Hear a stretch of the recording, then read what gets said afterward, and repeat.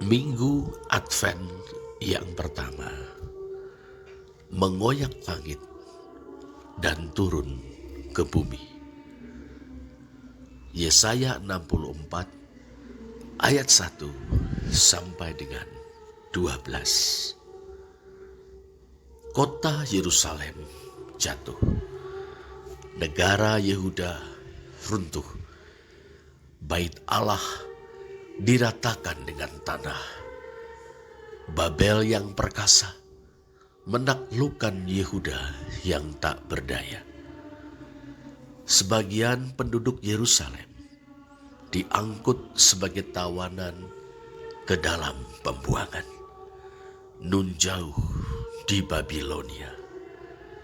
Sebagian lainnya, yakni kaum miskin di antara rakyat, dibiarkan tinggal di kota-kota yang telah menjadi reruntuhan di Yehuda. Ratap tangis mengiringi pedahing negara Yehuda. Pedih tanpa daya. Betapa tidak, orang-orang fasik menghina tempat kudus-Mu. Para lawan kami memijak-mijak bait kudus-Mu. Yesaya 63 ayat 18. Kota-kotamu yang kudus sudah menjadi padang gurun. Sion sudah menjadi padang gurun. Yerusalem sunyi sepi. Yesaya 64 ayat 10. Bait kami yang kudus dan agung, tempat nenek moyang kami memuji-muji Engkau, sudah menjadi umpan api. Maka milik kami yang paling indah sudah menjadi reruntuhan. Yesaya 64 ayat 11. Mengapa semuanya itu terjadi? Sepertinya jawabannya sudah jelas. Dalam perhitungan politik dan militer, Babel jelas jauh lebih kuat. Tapi bagi orang-orang saleh Yehuda, jawaban itu tidak memadai. Mereka merasa bahwa Tuhan Allah Israel sedang berpaling dari umatnya. Tanya mereka, di manakah dia? Yesaya 63 ayat 11b sampai dengan 13a. Mengapa Allah berpaling dari umatnya dan membiarkan mereka menjadi bulan-bulanan bangsa Babel? Jawabnya, Tuhan sedang murka kepada umatnya. Yesaya 64 ayat 5b. Mengapa Tuhan murka? Sebab kami berdosa. Terhadap Engkau kami memberontak sejak dahulu kala. Yesaya 64 ayat 5c. Dalam murkanya Allah berpaling dari umatnya, menyembunyikan wajahnya dari mereka. Yesaya 64 ayat 7b. Pertama-tama ia menyerahkan umatnya ke dalam kekuasaan dosa mereka. Yesaya 64 ayat 7c. Ia membiarkan mereka dikuasai oleh dosa yang secara pokok terdiri dari penyembahan berhala dan ketidakadilan sosial. Akibatnya, mereka terus-menerus berbuat dosa dan menjadi semakin cemar dan jahat. Selanjutnya, ia menyerahkan mereka ke dalam tangan bangsa yang tidak mengenal Allah. Dalam hal ini, bangsa Babel. Walhasil, umat Allah dikalahkan, ditindas dan dihinakan. Tetapi, apakah murka Allah dan sikapnya yang berpaling dari umatnya itu bersifat final alias harga mati? Sang Nabi bersama-sama dengan orang-orang saleh lainnya yakin bahwa itu bukan keputusan final Allah. Mereka meyakini kasih sayang atau raham dan kasih setia atau chesed Yesaya 63 ayat 7. Raham dan hasad, kasih sayang dan kasih setia Tuhan kepada Israel umatnya. Jika dulu ia membebaskan orang Israel baik dari perbudakan di Mesir, itu dilakukannya karena kasih sayang dan kasih setianya. Demikian pula ketika ia membebaskan umatnya dari penindasan bangsa-bangsa lain di sekitar mereka. Memang Israel kerap memberontak kepada Allah dan membangkitkan murkanya atas mereka. Tetapi kasih sayang dan kasih setia Tuhan kepada mereka tidak pernah berubah, apalagi sirna. Tuhan Yahweh Allah Israel adalah Bapa mereka dan penebus mereka.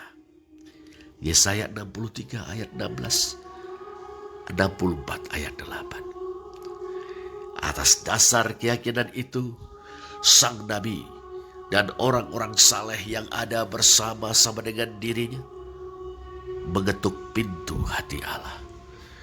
Pandanglah dari surga dan lihatlah dari kediamanmu yang kudus dan agung. Di manakah kecemburuanmu dan keperkasaanmu? Hatimu yang tergerak dan kasih sayangmu. Janganlah kiranya engkau menahan diri. Yesaya 63 ayat 15. Mereka mengaku dosa umat, memohonkan pengampunan, dan berseru kepadanya agar ia berpaling kepada umatnya dan bertindak untuk mereka. Ya, bertindak sebagai Bapa dan penebus Israel, Bapa yang berkenan memandang umatnya. Yesaya 64 ayat 9b. Bapa yang berkenan melihat mereka sebagai anak-anaknya. Yesaya 63 ayat 8. Kendati mereka telah berlaku curang kepadanya, ia bertindak sebagai juru selamat mereka. Yesaya 63 ayat 8. Sebagai penebus yang memulihkan umat yang kalah, tertindas dan terhina. Sekiranya engkau mengoyakkan langit dan engkau turun, kata sang nabi dalam Yesaya 64 ayat 1. Langit di atas bumi seakan memisahkan Allah dari umatnya. Sesungguhnya itulah ambang dari murka Tuhan karena dosa-dosa umat yang membuat ia berpaling dari mereka. Saudara, di minggu Advent yang pertama ini, doa sang nabi dan para saleh yang bersama-sama dengan dia mengajak kita untuk memperhatikan beberapa hal. Pertama, Allah telah mengutus anak tunggalnya ke dalam dunia. Sang Firman telah menjadi manusia untuk menjadi juru selamat dan penebus umat manusia. Baik mereka yang tercakup dalam bangsa Israel maupun bangsa-bangsa lain. Dalam Kristus, Allah menyatakan kasih sayang dan kasih setianya kepada kita. Dalam Kristus, Allah telah menyelamatkan kita. Ia telah mengangkat kita menjadi anak-anaknya. Dengan meyakini kasih sayang dan kasih setia Allah, mari kita mengasihi Allah dengan segenap hati, jiwa, akal budi, dan kekuatan kita. Dalam kasih, kita memupuk kesetiaan dan ketaatan kepadanya.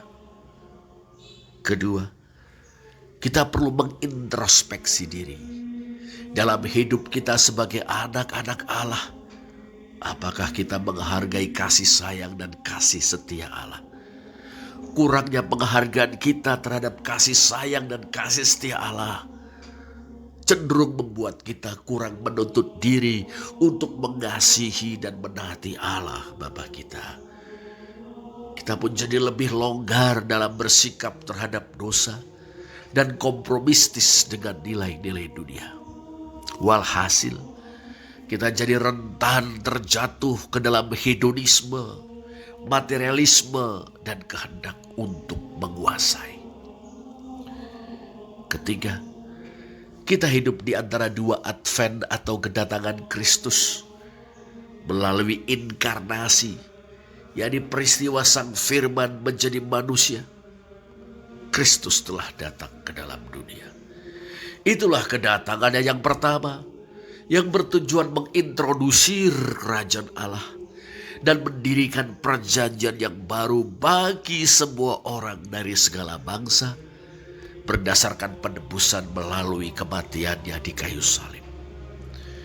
Setelah selesai mengadakan penyucian dosa, surat Ibrani pasal 1 ayat 4 berkata, Kristus bangkit dan naik ke surga untuk memerintah segala sesuatu, guna mewujudkan kehendak Allah di bumi seperti di surga.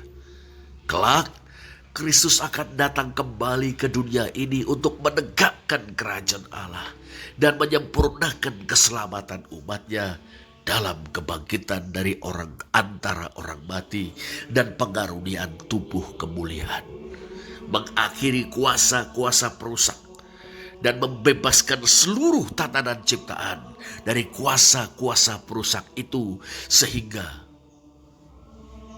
terwujudlah langit yang baru dan bumi yang baru. Di antara kedatangan yang pertama dan kedatangan yang kedua inilah, saudara, kita berjuang. Tercakup dalam perjuangan kita adalah upaya-upaya mengatasi ketidakadilan dan mewujudkan perdamaian. Upaya-upaya tersebut tidak mudah, karena kita berhadap-hadapan dengan kuasa-kuasa perusak yang menumbuhkan diri di dalam struktur sosial, ekonomi, politik, bahkan kebudayaan. Jalan lurus yang kita tempuh tak jarang membawa kita ke dalam penderitaan karena kesewenang-wenangan dan kezaliman, semisal berupa tindakan-tindakan represif, bahkan penganiayaan. Ini mendorong kita untuk teguh dalam iman kepada Yesus Kristus yang sudah datang untuk pertama kalinya, dan teguh dalam pengharapan kepada Yesus yang akan datang untuk kedua kalinya. Kemenangan perjuangan kita dalam Kristus sudah dipastikan dengan kebangkitan Kristus, tetapi baru dinyatakan sepenuhnya dalam kedatangannya kembali. Dialektika antara iman dan pengharapan, inilah yang kita hayati dalam kasih yang menghasilkan pekerjaan-pekerjaan yang baik. Dalam konteks ini, saudara, minggu-minggu Advent membantu kita untuk menghayati dialektika iman dan pengharapan dengan kasih yang menghasilkan pekerjaan-pekerjaan baik sebagai ungkapan syukur atas keselamatan yang sudah dijamin dalam kedatangan yang pertama, dan sebagai persembahan terbaik untuk Yesus Kristus Tuhan kita saat kedatangannya kembali atau kedatangannya yang kedua. Terpujilah Allah